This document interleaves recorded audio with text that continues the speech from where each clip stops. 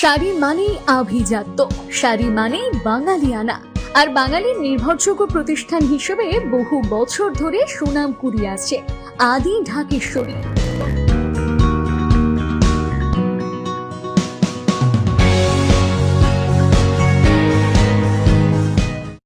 বহু প্রতীক্ষার অবসান ঘটিয়ে হয়ে গেল বাবরি মসজিদের শিলান্যাস। আর এই শিলান্যাস ঘিরে কয়েকদিন ধরেই ছিল টান টান উত্তেজনা। এদিন সকাল থেকেই বহু দূর দূরান্ত থেকে ট্রাক্টরে করে, কেউ টোটো করে, আবার অনেকে মাথায় করে ইট দান করার উদ্দেশ্যে সেখানে পৌঁছালেন। শুধু ইট নয়, মাটি, বালি, পাথর, লোহার রড থেকে শুরু করে নগদ টাকা দান করলেন আবেগপ্রণীত মুসলমান সম্প্রদায়। ওই এলাকায় প্রায় 10 লক্ষ মানুষের সমাগম হয়েছিল বলে জানা যাচ্ছে। যদিও পুলিশের তথ্য অনুযায়ী 7 থেকে 8 লক্ষ মানুষের সমাগমের কথা জানা যাচ্ছে। বেলা বাড়ার সাথে সাথে মুসলমান সম্প্রদায়ের মানুষদের সমাগম বাড়তে থাকে এলাকায়। 11টার পর থেকে মোবাইলের নেটওয়ার্ক কাজ করা বন্ধ হয়ে যায়। পাশাপাশি রেজিনগর থেকে বেলডাঙ্গা পর্যন্ত 12 নম্বর জাতীয় সড়কে যান চলাচল বন্ধ হয়ে যায়। সন্ধ্যা 6টার পর ধীরে ধীরে যান চলাচল স্বাভাবিক হয়।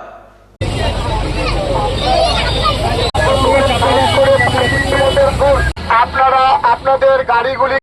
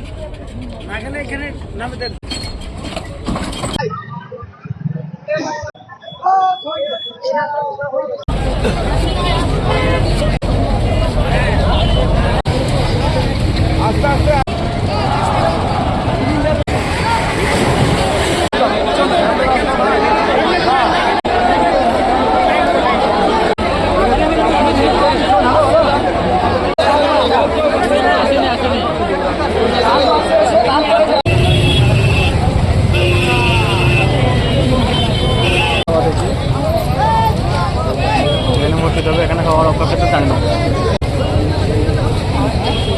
জায়গায় তো সামনে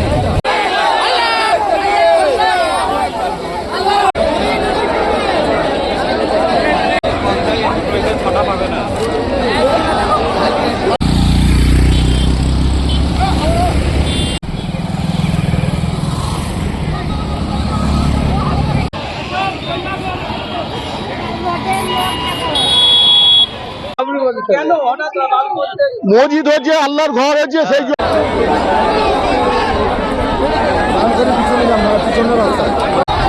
একটাই নাম সবের ফোন। ঠিক আছে ভাই, ঠিক আছে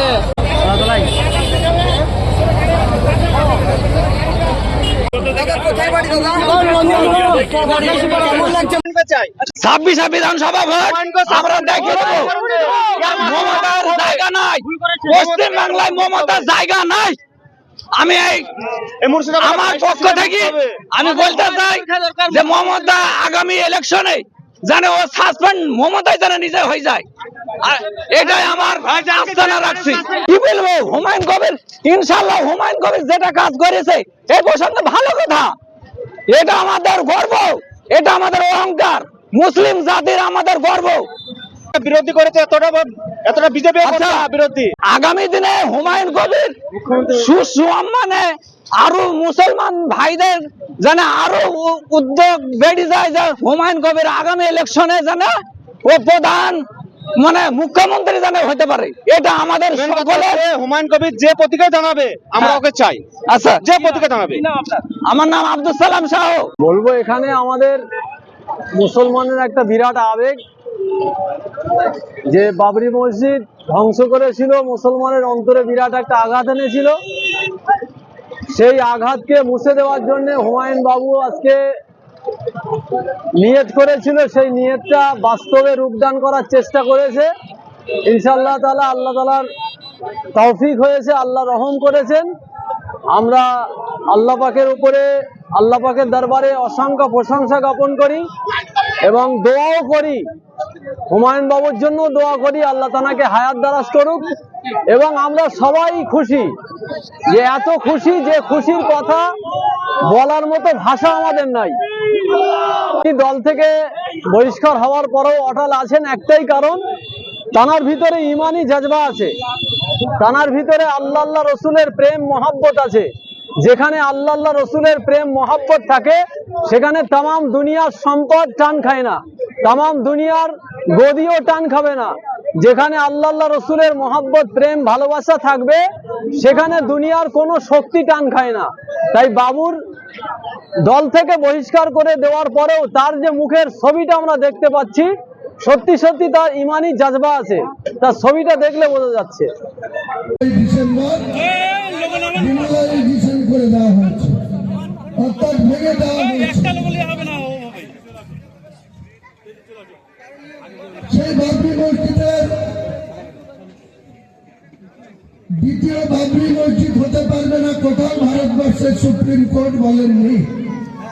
2019 সালের নভেম্বর মাসে অনারেবল সুপ্রিম কোর্ট থেকে যে জাজমেন্ট এসেছিল তাতে বলেছিল যে হিন্দু সমাজের মানুষের আবেগকে গুরুত্ব দিয়ে যেখানে বাবরি মসজিদ ছিল সেই জায়গাটা রামলীলা কমিটিকে দিয়ে দেওয়া হলো। শুধুমাত্র আবেগে, ইমোশনালি, কোন ডকুমেন্ট ছাড়াই ভারতবর্ষের সর্বোচ্চ ন্যায়ালয় সেদিনকে বলেছিল যে এই বাবরি মসজিদের জায়গায় নাকি আগে রামের জন্ম হয়েছিল, সেই রাম ওখানে জন্মেছিল, ওখানে হসপিটাল ছিল না, তার বাড়ি ছিল, তার ব্যাখ্যা দেননি। বলেছেন হিন্দু সমাজের ইমোশনালকে গুরুত্ব দিয়ে, আবেগকে গুরুত্ব দিয়ে সেখানে বাবরি মসজিদ যেখানে ছিল সেই জায়গায় রাম মন্দির হবে। ভারতবর্ষের প্রধানমন্ত্রী আদরণীয় মোদীজি গত 2024 সালের 22শে জানুয়ারি সেই অযোধ্যায় রামলীলার জায়গায় বিরাট আকারে রাম মন্দির প্রতিষ্ঠা করেছেন, উদ্বোধন করেছেন। আমরা কোনো বিরোধিতা করিনি, ভারতবর্ষের মুসলমান সমাজ এটা নিয়ে কোনো বিরোধিতা করেননি। কিন্তু দুঃখ আমাদের লাগে যেদিন এত বড় একটা ইমারত প্রকাশ্য দিবালোকে টিভি নরসিংহ রাও প্রধানমন্ত্রী তার প্রশাসনের সামনে ঘন্টার পর ঘন্টা ধরে সেই ইমারতকে ভেঙে ফেলা হলো, ডিমোলাইজেশন করে দেওয়া হলো। তারপরে জল অনেক দূর গড়িয়েছে, অনেক আইনি লড়াই হয়েছে। লাস্টে 2019 সালের নভেম্বর মাসে যে সুপ্রিম কোর্টের জাজমেন্ট তাতে কোথাও বলা নাই, পর্যন্ত দ্বিতীয় প্যারাগ্রাফে এটা বলা আছে রায়ে যে বাবরি মসজিদ ট্রাস্টকে উত্তরপ্রদেশ সরকারকে 5 একর জায়গা দিতে হবে। উত্তরপ্রদেশ সরকারের যারা দায়িত্ব আছে আপনারা জানেন, যিনি মুখ্যমন্ত্রী আছেন তিনি মুসলিমদের সম্বন্ধে কি আচরণ করেন ভারতবর্ষের লোক সবাই জানে, উত্তরপ্রদেশের মুসলিম ভাইরাও জানেন। তাই তিনারা যে জায়গা দিয়েছেন যেখানে ছিল বাবরি মসজিদ সেখান থেকে 14 কিলোমিটার দূরে, যেখানে মাত্র 15% মুসলমানের বাস, তার মধ্যে 5% মুসলমান একটু শক্তিশালী অর্থনৈতিক দিক থেকে, শিক্ষা দীক্ষার দিক থেকে, 10% মুসলমান সেখানে লেবার শ্রেণী, নির্মাণ কর্মী, তারা সেখানে করতে পারছে না বাবরি মসজিদ। তাই আমার মনে হয়েছিল যে বাংলায় 37% মুসলমান মুর্শিদাবাদে 72% মুসলমান, বেলগামাতে 70% মুসলমান। সেই জায়গাতে আমি একটা বাবরি মসজিদ নির্মাণ করব। অনেক বাধা, সেই বাধার কথা পরে জানতে পারবেন। দিনের পর দিন যখন এই কাজ শুরু চলবে, আমি আজকে আবার আপনাদের কাছে ঘোষণা করছি, বাবরি মসজিদ নির্মাণ হবে।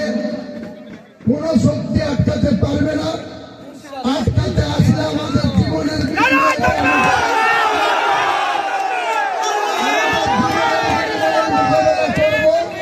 শহীদ হয়ে যাব, হাসি মুখে মৃত্যুবরণ করব, কিন্তু বাবরি মসজিদ হবে মুর্শিদাবাদের মাটিতে।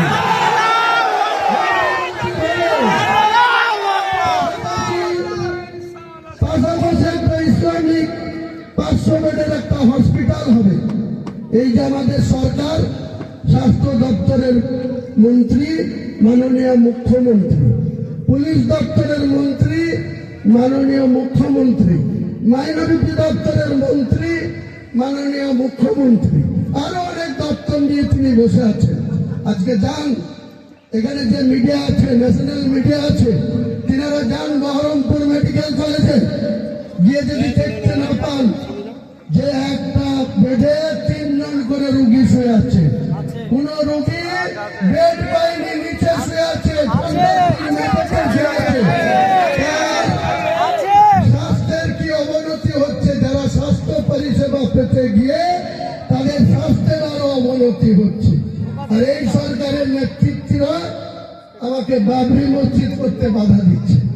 এর জবাব গোটা বাংলার মুসলমান সমাজ আগামী দিনে এই সরকারকে আবেদন করব।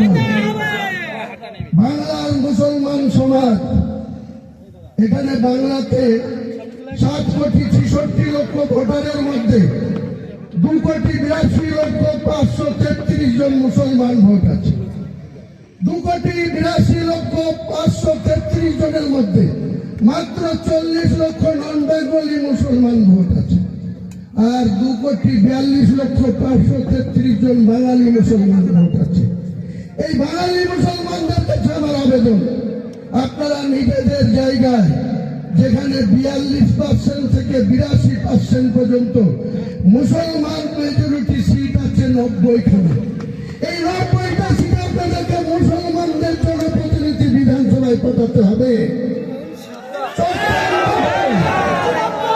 চক্রান্ত করে মমতা বন্দ্যোপাধ্যায় 2011-তে 13 মে যেদিন রেজাল্ট হয়েছিল, সেদিনকে 67টা মুসলমান এমএলএ ছিল।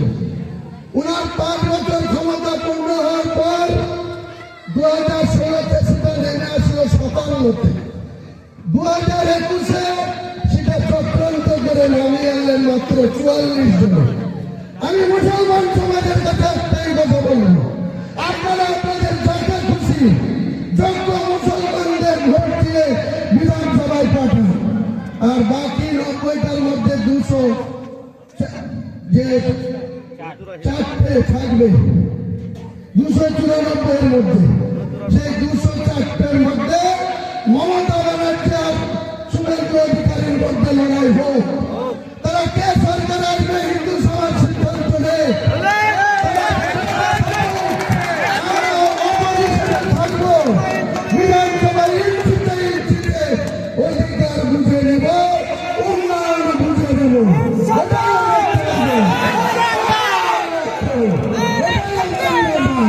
এটা আপনারা আমাকে মন চাইলে নেতা মানবেন, না মানলে যাকে খুশি নেতা মানুন। ভাই লোগোটা নামা ভাই। নিজের গায়ে দাঁড়াতে হবে, তারা চক্রান্তের শিকার হবেন না, তারা প্রয়োজনের পা দেবেন না, কারো কথা শুনে নিজের আজকে কি হচ্ছে 2 বছর ধরে এই সরকারের আমলে বোম বাজছে কে? মুসলমান। মারছে কে? মুসলমান। মরছে কে? মুসলমান। কেস খাচ্ছে কে? মুসলমান। ডিম খাচ্ছে কে? মমতা বন্দ্যোপাধ্যায় পুলিশের কারণে। এখান থেকে আপনাদেরকে সাবধান থাকতে হবে, এখান থেকে আপনাদেরকে সাবধান করে দিচ্ছি। আমি পরে বক্তৃতা করব। আজকের অনুষ্ঠান ঠিক